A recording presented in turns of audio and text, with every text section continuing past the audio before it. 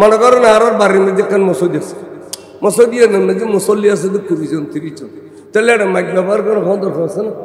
আর যদি দেখতে লাগে কিন্তু এই যে এই মাহফিল না ওই মাথা মানুষ যদি মাইকলা থাকতো আরো ওই চিন্তু না।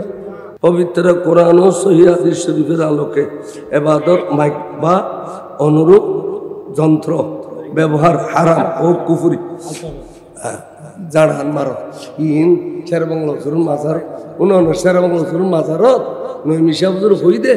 দাঁড়াও অবশ্যই খুঁজ করতে মরি ইটা মাইকে গলে সার্ভি করে ইতারে ফেলাই গেলে শহর হয়ে যায় বাইতে পাশে এর ফোয়া কাটা পাশে এর ফোয়া